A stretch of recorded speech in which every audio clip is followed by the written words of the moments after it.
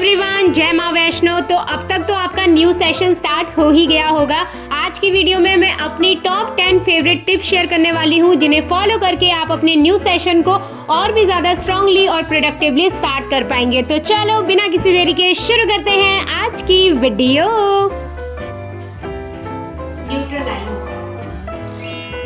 पिछले सेशन में आप लोगों ने अपने स्लीपिंग शेड्यूल का ध्यान दिया भी या नहीं ये तो मुझे नहीं मालूम, लेकिन इस वाले सेशन में आपको स्लीपिंग शेड्यूल पर प्रॉपरली ध्यान देना है। रेगुलर आपको सेम टाइम पर सोना है और सेम टाइम पर ही उठना है। 8 घंटे की प्रॉपर नींद जब आप लेते हैं ना, तो आपका माइंड बिल्कुल ही फ्रेश हो जाता है और आप पूरे दिन प्रोडक्टिव रहने के लिए रेडी हो जाते हैं। अगर हमारी नींद ठीक तरीके से पूरी नहीं होती है ना, तो वो हमारी माइंड से लेकर हमारी बॉडी तक इफेक्ट डालती है। इसलिए कोशिश करिए कि आप रेगुलर 8 घंटे की नींद तो ले ही। अगर छुट्टियों की वजह से या किसी भी रीजन की वजह से आप रात को जल्दी नहीं सो पाते हैं, 12-1 बजे तक उठे ही रहते हैं और मॉर्निंग में स्कूल की वजह से आपको जल्दी उठना पड़ता है, तो मेरी आपके लिए यही राय है कि फटाफट से अपने स्लीपिंग शेड्यूल को वापस से ठीक कर लो। अब नया सेशन है तो इसमें हमारी स्ट्रेटेजीज भी बिल्कुल नई चलेगी। तो सबसे पहले मैं आपको कहूंगी कि आप अपनी बुक को निकाल कर, जो इसका फ्रंट इंडेक्स पेज होता है ना, उसको देखिए। उसमें जो लेसन है जो आपके इस सेमेस्टर में आने वाले हैं उनको चेकआउट करिए, उनको एक जगह पर लिखिए। वो कितने मार्क्स कैरी करने वाले हैं उनके मार्क्स को लिखिए। इससे आपको एक रफ आइडिया लग जाएगा कि कौन से चैप्टर से कितने मार्क्स का आने वाला है, ताकि आप सही तरीके से अपने सब्जेक्ट और चैप्टर्स को उतना ही टाइम दे पाए। और एक चीज आप अपने दिमाग में शुरू से ही बैठा कर चलिए कि एग्जाम तो आपको लास्ट में देने ही पड़ेंगे, तो लास्ट में एक साथ प्रिपरेशन करने से अच्छा है कि आप डेली थोड़ी थोड़ी प्रिपरेशन करते हुए चलें। इससे ना एग्जाम टाइम पर आप पर ज्यादा प्रेशर भी नहीं क्रिएट होगा और आप बिन प्रेशर के बहुत ही अच्छे मार्क्स स्कोर भी कर पाएंगे। मेरे केस में ना प्लानिंग बहुत ही अच्छा वर्क करती है, चाहे वो डेली प्लानिंग हो, वीकली प्लानिंग हो या मंथली प्लानिंग हो। आप लोगों के पास ना एक रफ वीकली कैलेंडर हमेशा प्रिपेयर रहना चाहिए, जिसमें आप आने वाले हफ्तों के डेज लिखेंगे और इसमें आपको क्या क्या काम करने हैं आपको वो एक आइडिया होना चाहिए। जैसे कि आपको कोई फाइल सबमिट करनी है या किसी टेस्ट की प्रिपरेशन करनी है या इस हफ्ते आपको कोई अर्जेंट काम है या कोई न्यू काम करना है, वो सारी चीज़ों को आप एक जगह पर लिख कर रखिए, ताकि आपके दिमाग में भी रहे कि आपको इस हफ्ते ये काम करना है और आपके पास एक रफ आइडिया भी रहे। मुझे तो सही मायनों में अपना दिन प्रोडक्टिव उसी दिन लगता है जिस दिन मैं फालतू स्क्रॉलिंग करने की बजाय उस टाइम को सही जगह पर यूटिलाइज करती हूँ। तो अब आप जब भी फ्री होना अपने स्कूल, ट्यूशन, पढ़ाई से, तो बेड में लेटकर फोन चलाने से अच्छा है कि आप अपनी एनर्जी को किसी नई चीजों में यूटिलाइज करें। और अगर अभी भी आपको लगता है ना कि आपका स्क्रीन टाइम उतना ज्यादा नहीं है, तो आप सभी के फोन में सेटिंग में जाकर एक ऑप्शन होता है जिसमें क्लिक कर आप देख सकते हैं कि आपने पूरे दिन भर में कितना अपने फोन को यूज करा है और कौन कौन से ऐप में आपने सबसे ज्यादा टाइम स्पेंड करा है।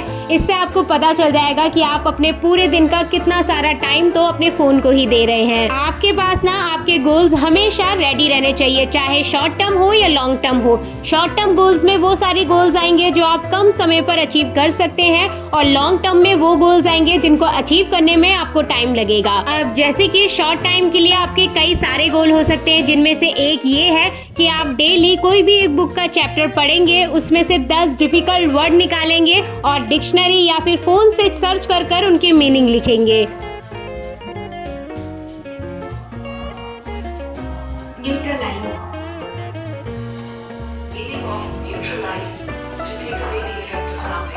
और इसी के साथ आपके लॉन्ग टर्म गोल ये हो सकते हैं कि आप इस साल 10 kg वेट लॉस या गेन करेंगे और अपनी क्लास में 95% हायर स्कोर करेंगे।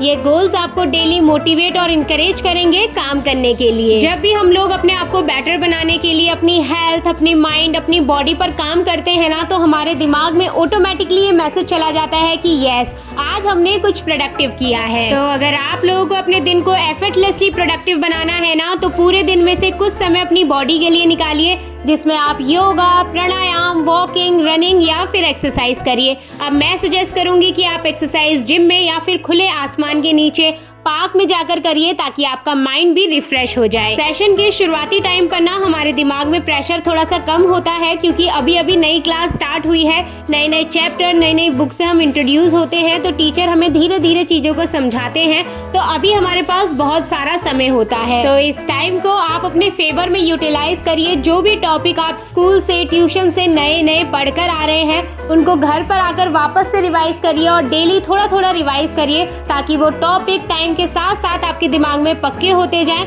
और जब आपका टेस्ट का समय आए तो आपको ज्यादा टाइम उनको ना देना पड़े। अगर आप ऊपर से भी पढ़ लेना तो भी वो टॉपिक आपके स्ट्रांग रहे।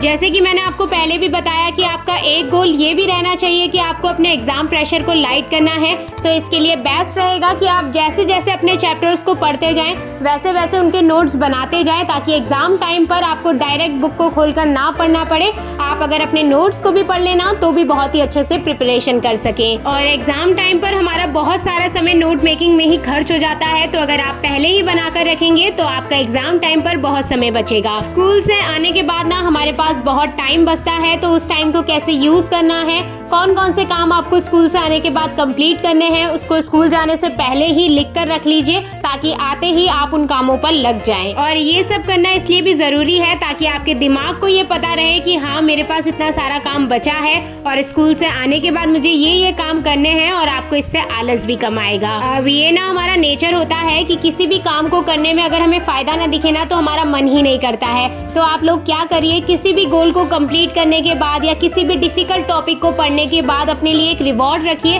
कि अगर मैं ये काम टाइम पर कर लेता हूँ तो मैं ये ट्रीट दूंगा खुद को, या थोड़ी देर फोन चलाऊंगा या ये वाली मूवी देखूंगा। इससे ना आप बहुत कम समय पर अपने काम को कंप्लीट कर लेंगे। तो यही कुछ पॉइंट्स थे जो मुझे आप लोगों के साथ शेयर करने थे, और मुझे उम्मीद है कि अगर आप इन पॉइंट्स को फॉलो करेंगे ना तो आपका न्यू सेशन और भी ज्यादा मजेदार गुजरने वाला है।